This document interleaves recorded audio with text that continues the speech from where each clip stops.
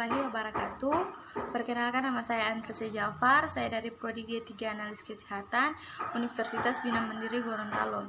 Baik, di sini saya akan menjelaskan secara singkat materi dari biologi molekuler. Yang pertama yaitu sel. Sel merupakan unit organisasi yang terkecil yang menjadi dasar kehidupan dalam arti biologis. Sel terbagi menjadi dua kelompok utama. Yang pertama, sel prokariotik, dan yang kedua, sel eukariotik.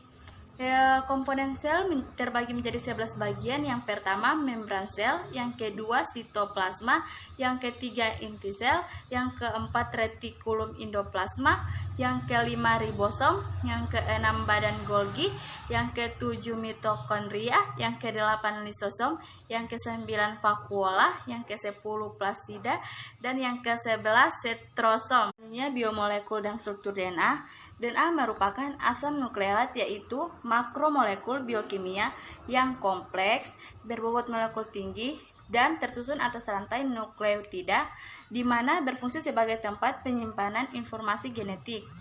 DNA memiliki beberapa fungsi. Yang pertama, sebagai pembawa informasi genetik dari satu generasi ke generasi yang lain. Yang kedua, mengontrol aktivitas dalam sel, baik secara langsung maupun tidak langsung.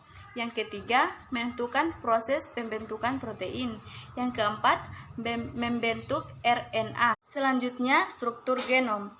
Gen mengandung sekumpulan informasi protein dari suatu organisme yang diperoleh dari pengkodean DNA menjadi rantai asam amino, kemudian menjadi protein. Gen terdiri dari dua, yang pertama ekson dan yang kedua intron. Ekson yaitu daerah yang mengkode materi genetik, sedangkan intron daerah yang tidak dapat mengkode materi genetik. Terakhir yaitu ekspresi gen. Ekspresi gen adalah rangkaian proses penggunaan informasi dari suatu gen untuk sintesis produk gen fungsional. Proses ekspresi gen digunakan oleh semua makhluk hidup termasuk eukariota dan prokariota, dan dimanfaatkan oleh virus untuk menghasilkan mesin makromolekul untuk kelangsungan hidupnya.